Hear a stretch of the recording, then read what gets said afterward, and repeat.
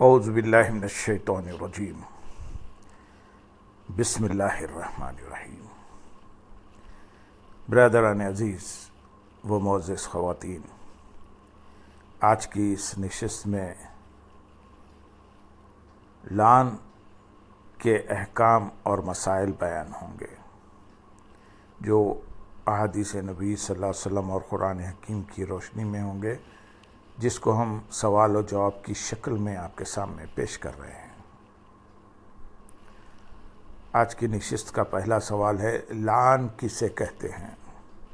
لعن لا کا مصدر ہے اور لفظ لن سے ماخوذ ہے، جس کے لغوی معنی دور کرنا ہے، کیونکہ لعن کے سبب وہ شخص اللہ کی رحمت سے دور ہو جاتا ہے۔ اصطلاحاً اس سے مراد زوجین میں سے ہر ایک کی جانب سے قسم کے ساتھ اللہ کی لعنت اور غضب کی شہادت دینا لعن کہلاتا ہے۔ یہ لعن شوہر کے حق میں جھوٹی تہمت اور عورت کے حق میں بدکاری کی حد شرعی سزا کے قائم مقام ہوتا ہے۔ سوال، لعن کی شرائط کیا ہیں؟ جواب، لعن کی شرائط یہ ہیں: نمبر 1، میاں بیوی دونوں آزاد ہوں۔ نمبر 2، دونوں عاقل و بالغ ہوں۔ نمبر 3، دونوں مسلمان ہوں۔ نمبر 4، دونوں بولنے والے ہوں، کوئی گونگا نہ ہو۔ نمبر 5، ان میں سے پہلے کسی پر حد قذف نہ لگی ہو۔ نمبر 6، مرد نے اپنی بات پر گواہ نہ پیش کیے ہوں۔ نمبر 7، عورت بدکاری سے انکاری ہو اور خود کو پارسا کہتی ہو۔ سوال، لعن کا طریقہ کیا ہے؟ جواب، جب کوئی شخص اپنی بیوی پر بدکاری کی تہمت لگائے تو قاضی اس کے اور اس کی بیوی کے درمیان لعن کرائے، جیسا کہ قرآن حکیم میں سورۃ النور آیت نمبر 6 سے آیت نمبر 10 تک میں ارشاد ہے: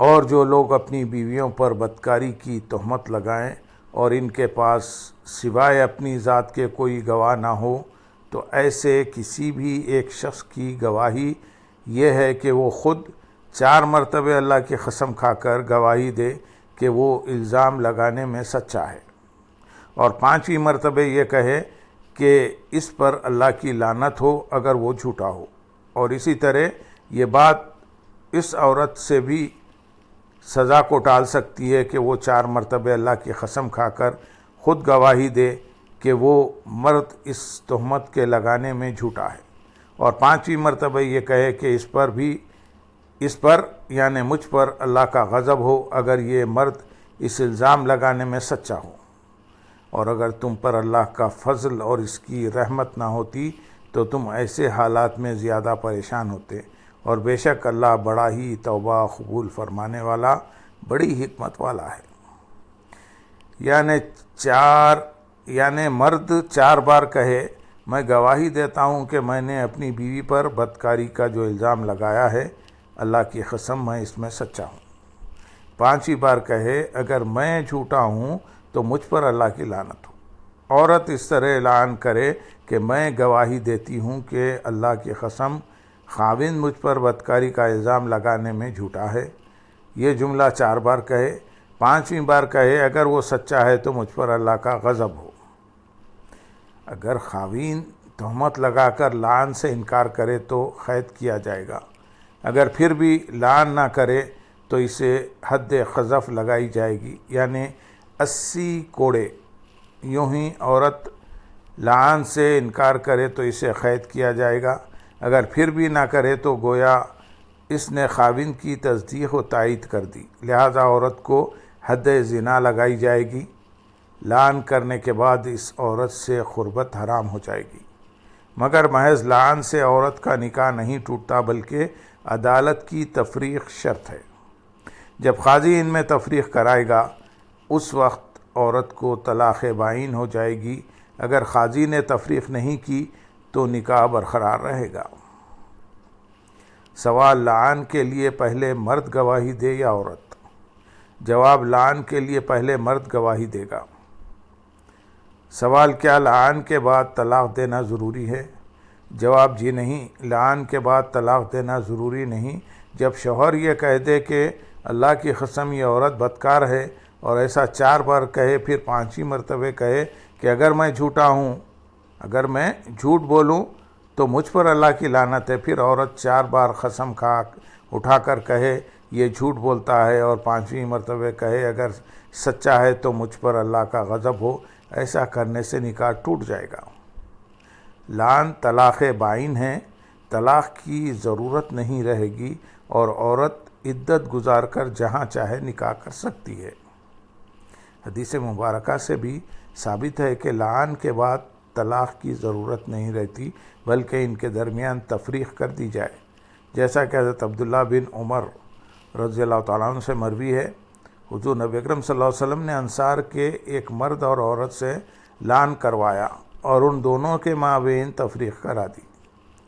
حضرت ابراہیم 2 لعان کرنے والے مرد و عورت کے بارے میں فرماتے ہیں ان کے درمیان تفریق کر دی جائے کیونکہ یہ طلاق بائن ہے۔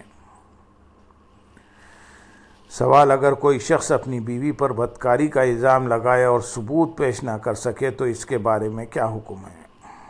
جواب: اگر کوئی شخص اپنی بیوی پر بدکاری کا الزام لگائے اور ثبوت پیش نہ کر سکے، اس صورت میں عورت عدالت میں رجوع کرے، عورت شرعی عدالت میں رجوع کرے گی اور لعان کے بعد شرعی عدالت تفریق کا فیصلہ صادر کرے گی، جیسا کہ قرآن حکیم میں سورۃ النور آیت نمبر 6 سے آیت نمبر 9 میں ارشاد ہے، اور جو لوگ اپنی بیویوں پر بدکاری کی تہمت لگائیں اور ان کے پاس سوائے اپنی ذات کے کوئی گواہ نہ ہو تو ایسے کسی بھی ایک شخص کی گواہی یہ ہے کہ وہ خود 4 مرتبہ اللہ کی قسم کھا کر گواہی دے کہ وہ الزام لگانے میں سچا ہے، اور 5ویں مرتبہ یہ کہے کہ اس پر اللہ کی لعنت ہو اگر وہ جھوٹا ہو، اور اسی طرح یہ بات اس عورت سے بھی سزا کو ٹال سکتی ہے کہ وہ 4 مرتبہ اللہ کی قسم کھا کر خود گواہی دے کہ وہ مرد اس تہمت لگانے میں جھوٹا ہے،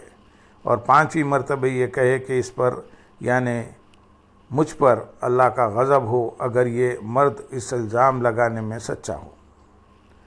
شرعی عدالت کا فائدہ یہ ہے کہ فیصلے کو قانونی حیثیت حاصل ہو جاتی ہے، لہذا جب اس نے اپنی بیوی پر بدکاری کا الزام لگایا اور ثبوت نہ پیش کر سکا تو لعن ہو گیا۔ اللہم صلی علی سیدنا محمد وعلی آل سیدنا محمد وبارک وسلم، وآخر دعوانا الحمدللہ رب العالمین۔ سبحان